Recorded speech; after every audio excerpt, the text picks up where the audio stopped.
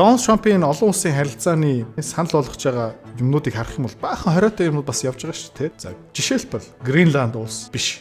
Денмарктай холбоотой. За тэгээ яагаад Америктэй нэгдэж болохгүй юм бэ? Хориотой. Гэтэ яагаад? Тэгээд энэ мөсөн орн үлдээх юм уу эсвэл Америктэй нэгдэх үү? Бас нэг хориотой Трампын санал болгож байгаа Канада, Америк яагаад нэгдэх байгаа юм бэ? Бас хориотой. Гэхдээ бодож үзэх хэрэгтэй. Профессор дипломат улс төрч Мабубанигийн хэлж байгаа юм баярлаа гэж хэлмээр байна. Яагаад гэх юм миний толгойн дотор нэг том гэрэл асаачлаа. Нэг цоошин зам тавьчлаа. Геополитик олон улсын харилцааны хувьд бол тэ нэг шин үзэл харах үнцгтэй болцсон. Тийм хориотой юм ерөөдөө байх ёсгүй юм байна.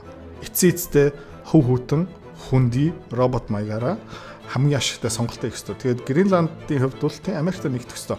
Канада улс магадгүй хориотой шийдлээ гаргасан дээрэж магадгүй. За тэгээд та хэд зүйлс асуучих заяа. Монгол улсын хувьд хориотой юмнууд хэрнээ ирээдүйд ашигтай бидний төлөө бидний амьдралыг дээшлэх ямар хориотой шийдлүүд байгаа юм бэ? зөв бодоо үзье л та. Комент байвал үлдээгээрэй.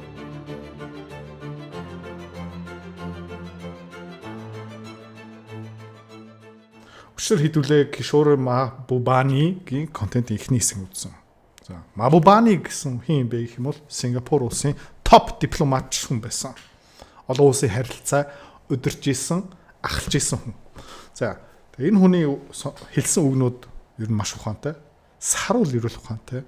За геополитикийн тийм үндэстэй юмнууд ярьж исэн. За зарчмын юу ярьж исэн бэ гэх юм бол Европ холбоо, Франц, Англи, Герман өөрийнхөө ашигаа нэг тавих хэрэгтэй.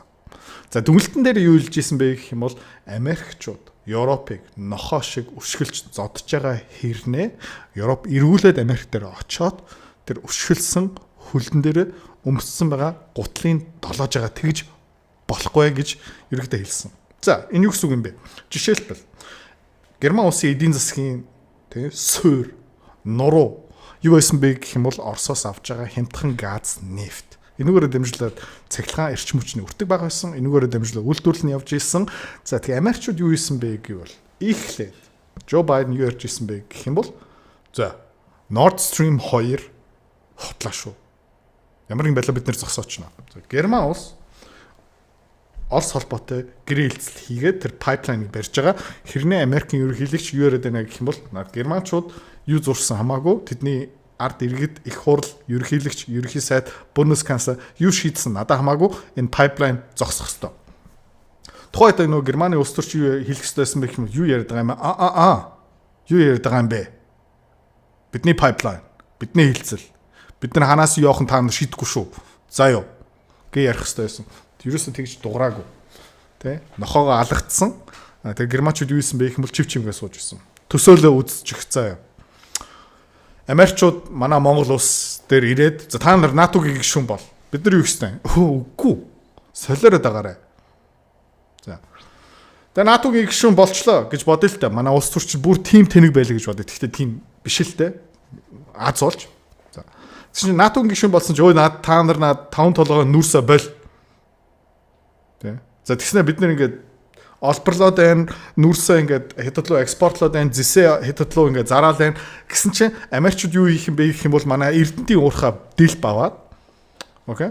За манай 5 толгой ордыг бас дил баваад бидний экспорт юм уу бидний эдийн засгийн нурууг ингээд хуг авлаа. Тэгэх юм бол бид нар яах ёстой юм бэ? Дуурах ёстой байхгүй юу? Германчууд харин тгээгүй. Пайплайн нэвтэрсэн. За тэгээ үргэлжлүүлээд сонсъё.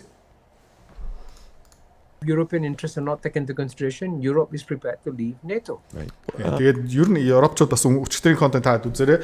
Америкт яаж ярих хэвээр байх юм бол та нар НАТО-гаас гарах юм бол бид нар ч гэсэн гарсан ч болно. Бид нар өөрийгөө тавилангаа шийднэ, тэ?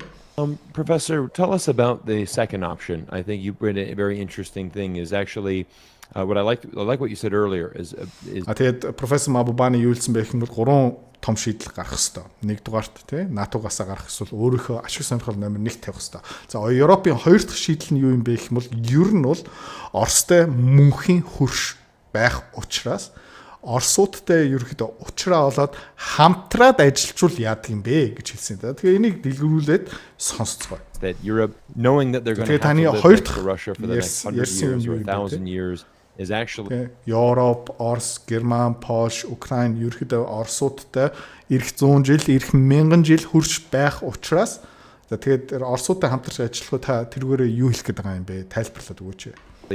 Working closer with Russia, and I'd like you to expand upon that. I mean, we know before the war, Stream Pipeline, that was a very, very key point. Is it possible for Europe to actually move closer to Russia? Тэгээд Европчууд ер нь бол Оросуудтай буцаагаад ойртоод хамтарч ажиллах боломж байгаа юм уу? After this conflict and after what we've seen? Definitely. Мэдээж See, боломжтой. in geopolitics, you must always put all options on the table. Геополитикийн хувьд, олон улсын харилцааны хувьд ер нь бол тий бүх маасуудаа тий шийдэх бэлэн байх ёстой. Бүх опшнуудаа тий бүх хаалгуудыг нээлттэй орхих ёстой. Including, as I emphasize, the unthinkable. Бас нөгөө бүр ингээд And people forget. I mean, хамгийн муу сонголтуудаа бас I wish тий ёс суртахууны хувьд юу бүр ингээд хийх боломжгүй сонголтуудаа бас нээлттэй үлдээх ёстой гэж. the Europeans would study Southeast Asia for a bit longer. When the ASEAN was set up in 1967 in the Cold War as a pro-American organization, its creation was denounced by both Moscow and Beijing in 1967.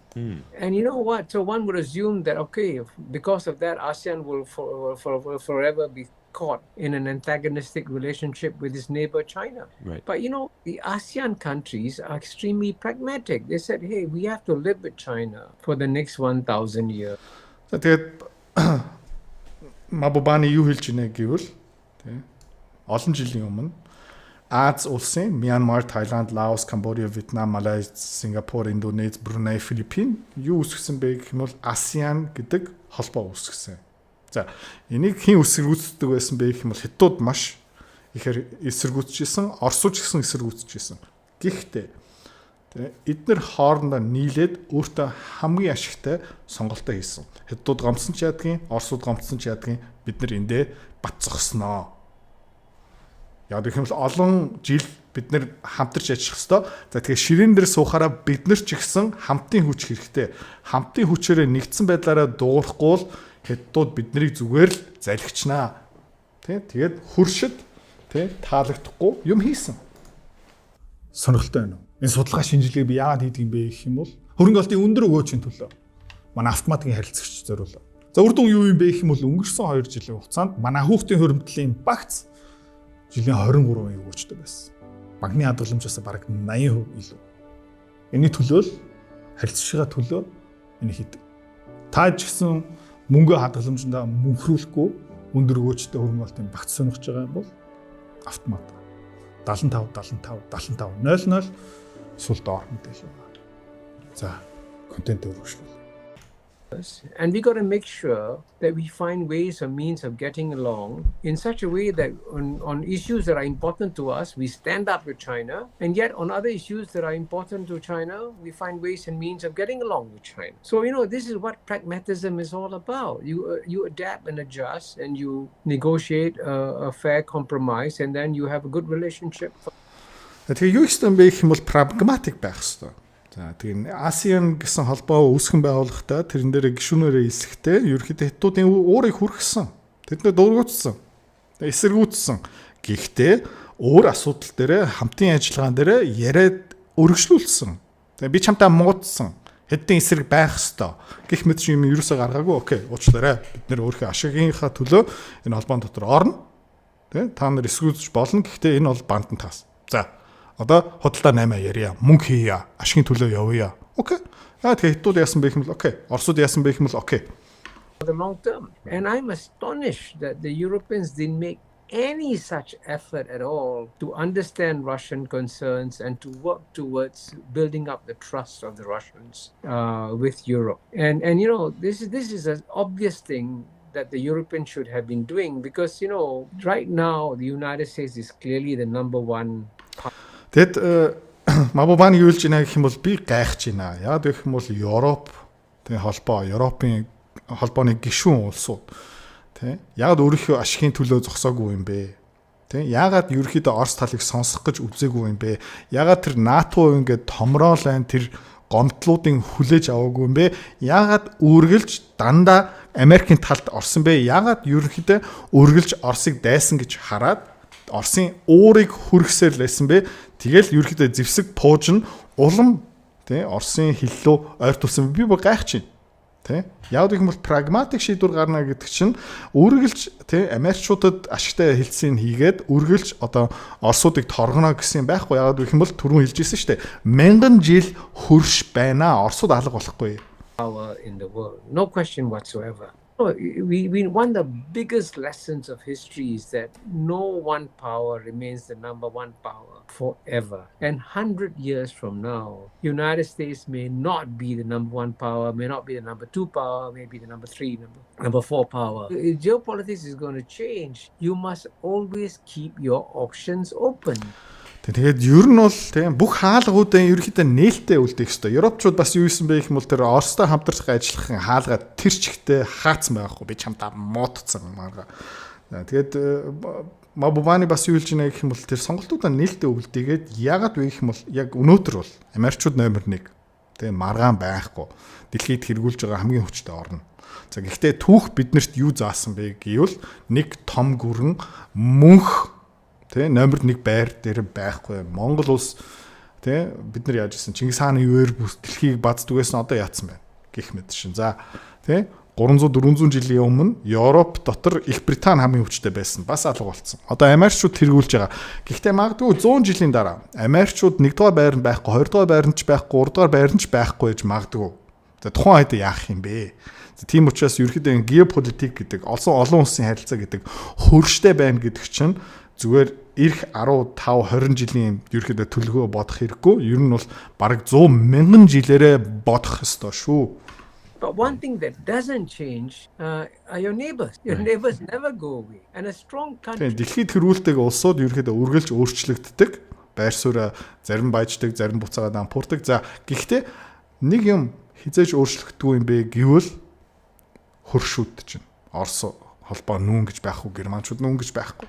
Like Russia, a resilient country like Russia, is not going to disappear anytime soon. So at the end of the day, the Europeans have to live with Russia over the next 1,000 years and live with Russia even when the United States is no longer the great power. So why not work out your own autonomous arrangements with Russia instead of saying, oh, when it comes to Russia, we'll just loyally follow whatever the United States does. And that. Тэгээд Оростой ингээ харилцаагаа тэ Америкчууд бидний хэлсэн бүгдийг биелүүлнэ. Тэ одоо жинкнээсээ одоо намайг Орос нохоо гэж дуудаж байгаа хүмүүс Европыг яаж дуудах хэрэгтэй юм бэ гэх юм бол Америк нохоо гэж дуудах хэрэгтэй байхгүй. Яг зөв хэлж байна. За тэгээд мөнхийн хөрш нэмээд Оросыг Наполеон Францчууд эзлэх гэж үзсэн, фейлдсэн. Германчууд эзлэх гэж үзсэн, фейлдсэн. Орос холбоо, Орос улс Совет хатуу самар штэ. Тэ 20-р дэлхийн 2-р дайны хин хамгийн их тэмцсэн хин бууж өгөөгүй юм бэ гэх юм бол Оросууд ч тэ. Тэгээ эднэр бол алга болохгүй. Тэгээд эндүү хатуу самар учраас. Тэ. Тийм учраас ийм хатуу самар баг мөнхийн хөрш байгаа учраас би даасан өөрийнхөө ашиг сонирхлоо номер 1 тавьсан. Тийм харилцаа Оростой яагаад үүсгэж чадахгүй юу ерөөсө бодож үзэхгүй юм бай гайхалтай юм а гэж. It's very unwise of the Europeans. And I say this as a friend of the Europeans. I'm trying to say, hey, take care of your interests first. Yeah, absolutely. Найзын зүгээс хэлж байгаа шүү. Би бол Европын холбоо дуртай. Тэгээд та хэд өөрийнхөө ашиг сонирхлоо номер 1 тавиач ээ. I think both of these options are, fantastic and very, very insightful. I'd like to talk about the third one because this one specifically involves China, and I think you bring up a very interesting point here. We see a tremendous amount of migrants from Africa, certainly going into Europe. And why? Because they're searching for a better life. They're wanting more opportunity. За юу ярьж байгаа юм бол Африкийн хүн ам нэлээд өсөж байгаа. Африкаас маш олон хүмүүс Европ руу явж байгаа, зүгтж байгаа. But there's an opportunity now, potentially to move closer to China. And I think we saw very interesting, the German trade minister had said that, for example, if they get caught in a tariff war with Donald Trump and the United States, you could potentially see Germany combating that by actually shifting closer to China. Тэгээд ерөнхийдөө Америкийн худалдааны сайд, эдийн засгийн сайд нь юу гэж хэлсэн бэ гэх юм бол за Америкт алцаад эхлээд тарифаараа алцаад эхлэх юм бол бид нар хятадуудаа хамтарчвал яадаг юм бэ? Яг зүүн өнцгөөсөө ярьж байна. За нэмээд ерөнхийдөө Африкийн континент дээр хятадуудаа хамтарч ажиллах маш их потенциал бүр шаардлага байгаа юм биш үү гэж ярьж байна. I'd like you to talk about option 3 Эний тухай та in яриад the sense that Europe can өгөөч. 3 дахь actually сонголт move нь closer to China. нэгдүгээр That would mean. тэгээ өөрийнхөө ашиг сонирхлын төлөө Бат зогс, хоёрдугаарт Оростой хамтарч ажил, гуравдугаарт бас Хятадтай хамтарч ажиллаа. Яг гэх юм бол Америкчууд бас Хятадын эсрэг байгаа. Тэгээ Европчууд юу хийж байна гэх юм бол бууны нохотой бас яг адилхан Хятадын эсрэг ерөөхдөө үйлчлүүдийг хийж байгаа. Тэрийг болох ёстой юм биш үү гэж. Well, I think, in one of the key points I emphasized about geopolitics is that you got to be very cold and calculating in trying to assess where your next big threat is going to come from. And in the case of Europe, the next big threat is not going to come from Russian tanks at all. За тэгээ геополитикийн хувьд олон улсын харилцааны хувьд стратегийн хувьд бол хүйтэн хүндий бараг робот мэтэрэ тий алсын хараатай дараагийн аюул хаанаас гарч иж байгаа юм бэ маш сайн харах хэвээр. Тэгээд хаалга үүд сонголтууд бүгдээрээ нээлттэй байх хэвээр. Тэг юу хэлж байна гэвэл аюул бол Орос биш ээ. Орос танк Европ руу орж ирэхгүй. За Европын хамгийн том аюул яг юу юм бэ гэвэл одоо сонсоо. Is going to come from the demographic explosion in Africa. I think here's one statistic. За тэгээ Европын хамгийн том аюул юу юм бэ гэх юм бол Африкийн демографикийн шилжилт. Энэгээр юу ярьж байгаа юм бэ гэх юм бол Африкийн континент дээр Африкийн дээд талаас доод талаас хүн ам тесэрч байгаа. Хэдэн тэрбум Африкчууд. Тэдний юу жинэ гэх юм бол бүгдээрээ Европ руу зүхтах хүсэлтэй байгаа. Энэ Европын хамгийн том аюул. Энэ аюул аль хэдийн болсон шүү дээ. Арабын хэсгээс тий хэдэн сая хүмүүс Европ руу явцсан. Африкийн хар арьстай, бор арьстай хүмүүс хэдэн саяараа аль хэдийн Европ руу явцсан байгаа. Тэдний улсыг ингээд дампууруулж байгаа, нийгмийн системийг дампууруулж байгаа, хотуудыг бүр ингээд Европ биш болгож байгаа. Тэгээ нийгмийн систем, халамжийн системийг бүр ингээд дампууруулж байгаа шүү дээ. За тэгээ ганцхан Африк бас ингээд дуурах хэрэггүй Middle East те тэр Арабын хэсэг бас энэ дотор оролцсон дээр гэж би хөвдө бодож байна. That every European should know. In the year 1950, Europe's population was twice the size of Africa. Европын хүн амын тоо Африкаас 2 дахин өндөр байсан. 1950 он 70 жилийн өмнө 75 жилийн өмнө Европ континентийн хүн ам Африкаас 2 дахин их. За. Now, Africa's population is more than 2.5 times more than. Африкийн хүн ам 2.5 дахин өнөөдөр Европын хүн амаас 2.5 дахин их. Бүгдээр ядуу. Бүгдээр Европ руу зүхтмаар байна. Africa's population will probably be 10 times the population of the combined population of the European Union. 10 times. 2050 онд. Тэ? Хэд гэсэн бэлээ? Times more than now. 2100. Africa's population 2100 онд. Тэгээ одоо 70 жилийн дараа, 75 жилийн дараа Европ, Африкийн хүн ам will probably be 10 times the population of the combined population of the European Union. 10 times. Wow. So if you have a lot of Africans, and unless you promote the growth and development of Africa, there'll be more and more Africans trying to cross the Mediterranean into Europe. So how? За тэгээ Европчууд тэр Африкийн аюулыг ойлгохгүй юм бол тий хэдэн тэрбум Африкчууд Европ руу урсж эхэлнэ. За хилээ хаагаад тэднийг буудахгүй юм бол зогсоох боломж бараг байхгүй. Хууль бусаараа нэвтэрчин дундаа нэг жижигэн далаа байгаа. За тэгээд Европын ашиг сонирхол юу байх ёстой юм бэ гэвэл Европ тэр Африкийн континентыг хөгжүүлээд тэр орныг илүү таатай болохгүй бол тий дампуурцсан тий ядуу орн үлдээчих юм бол бүгдээрээ хаашаа зүхтах юм бэ гэх юм бол Европ руу зүхэж байгаа. Одоо тренд найлын нэлсэн маш зөв алсын хараатай юм ярьж сонсож байгаарай та. How do you prevent a major migration from Africa to Europe? I mean, assuming that you're not going to start killing people at your borders. So the only way to do that is to support the economic development of Africa. Хэлдэр тэр Африк хүмүүсийг буудахгүй юм бол тэдний тэр mass migration их нүүдлийг яаж зогсоох юм бэ гэх юм бол Африкийг хөгжүүлэх Europe at the same time. So if the Europeans were smart, they should welcome Chinese investment in Africa. Тэгээ Европчууд ухаантай байсан бол, алсын хараатай байсан бол Хятадуудын тэр Африкт хийж байгаа хөрөнгө оруулалтыг дэмжих ёстой. Яг гэвэл Хятадууд юу гэж нэх юм бол Африкийн континентийг илүү таатай, илүү хөгжсөн тэг континент болгож байгаа. Тэгээ Европчууд тэрний эсрэг биш, Хятадуудыг тэрнээр дэмжиж улам ерөөхдөө Африкийг дэмжих ёстой. За тэгээ Африк бэлэг өгнө гэдэг чинь, Африкийг хөгжүүлнэ гэдэг чинь Европ бас бэлэг өгнө гэж байгаа. Тэгээд Европын хөгжлийг бас юу нь бас дэмжиж байгаа. Эсвэл Европын дампуурлыг зогсооно гэсэн үг байхгүй юу?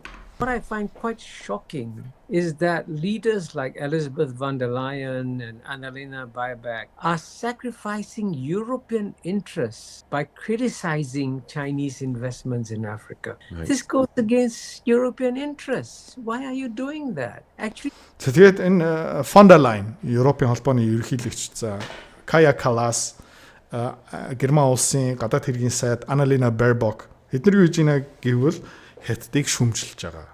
Юу шүмжилж байгаа юм бэ гэвэл Хятадуудын Африк хийж байгаа хөрөнгө олтыг шүмжилж байгаа, зогсоож байгаа, тэдний эсрэг талд нь зогсож байгаа. Шал буруу. Яг гэх юм бол тийм өөрийнх нь ашиг сонирхлын эсрэг юм. Орос дээр ч тийм юм гарч Африк дээр тийм шиг. Тэгээ миний хэлж байгаа юм юу юм бэ гэх юм бол энэ Оросыг магтж байгаа юм ерөөсөө биш шүү заяа. Зүгээр энэ Европын улс төрчид ямар тэнэг юм бэ харж байгаа биз дээ одоо илт.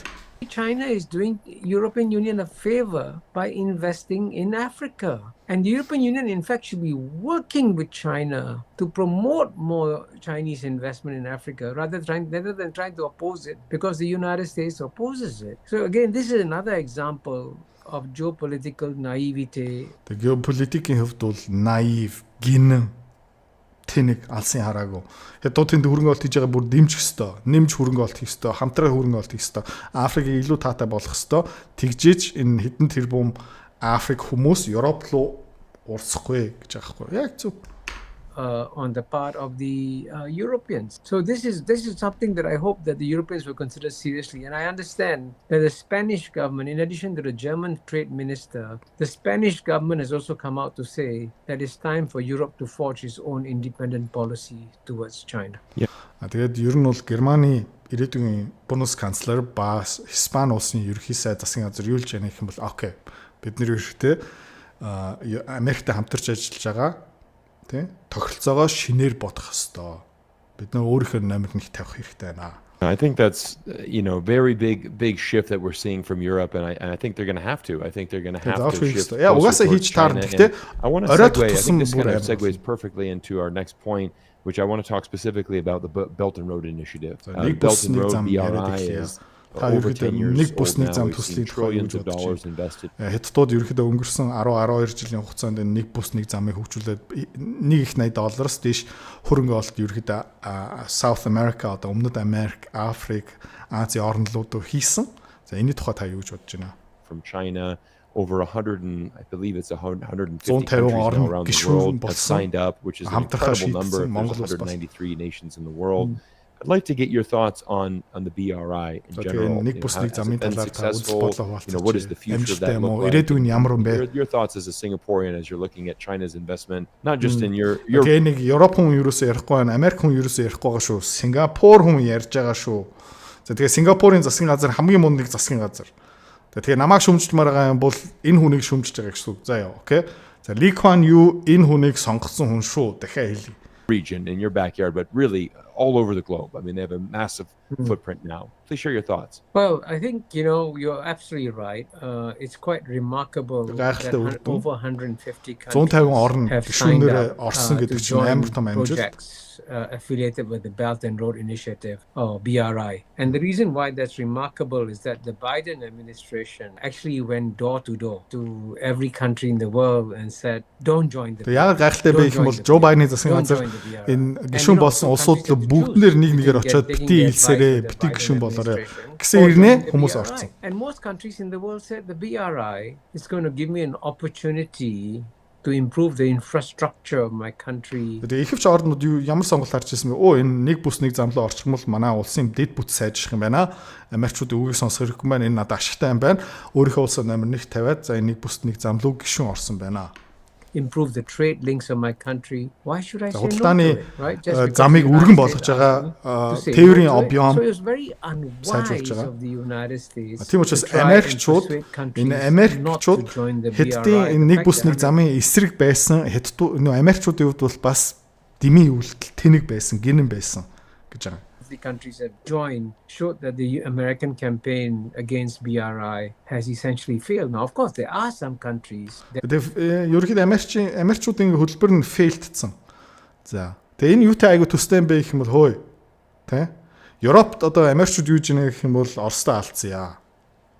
Тэгээ Европчууд юу гэж нэ гэх юм бол за дарга. За Америкчууд бас юу үзсэн бэ гэх юм бол Аз руу очоод та нар тий могоо бариад өгөөч. Бити нэг бус нэг зам руу илсээч. Та нар юу биднийг төлөөлөөд хятад алцаарай. Тэгээ Европ энэ Азийн орнууд юу ч хэлсэн бэ? Үгүй. Бид нар шийдвэр гаргана. Яг зөв.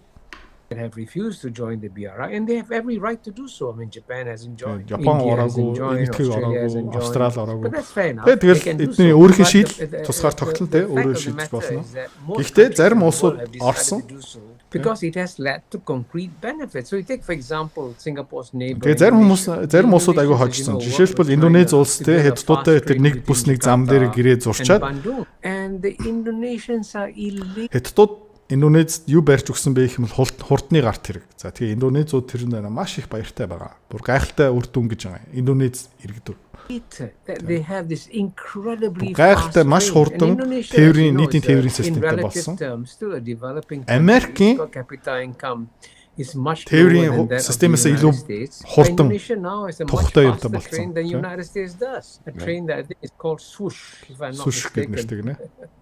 And you know, so it's remarkable. So this is not just about infrastructure because when you build a Энэ бол ганцхан дэд бүтц биш ээ. People in Indonesia say, wow, my country Тэгээд Индонез дотор ийм хурдны галт хэрэгтэй болоод ирэх юм бол ард иргэдүүдийн нүд нэгддэг, толгоо нэгддэг. Вау, бид нар ийм хурдны галт хэрэгтэй өндөр түвшний технологитой байна. Бид нар хөгжиж орн юм байна. Тэгээд юу ч нэ гэвэл нөгөө Индонез улсын бахархал тий эго сайжирч байгаа. Бид нар чадах юм байна тий ийм benefit бас байгаа шүү. In their countries and therefore it was very unwise of the United States to oppose the BRI, and I think the United States frankly should now try to do the opposite, which is to welcome the BRI investment in United States because frankly much of United States infrastructure looks pretty third world if you go to United States. Бүр аюу сонирхолтой юм хэлж байна. Энийг бас бодох хэрэгтэй байна. Тэгээ Америкчууд ерөөхдөө яг юу гэсэн бэ гэвэл хэдтуудаа хамтраад нэг бус нэг зам дотор хэдтуудаа хамтарчул яадаг юм бэ? Тэгээ хэдтуудаа хамтраад Америкийн тэгээ дэд бүтслөө бас хөрөнгө оолт хийчүүл яадаг юм бэ?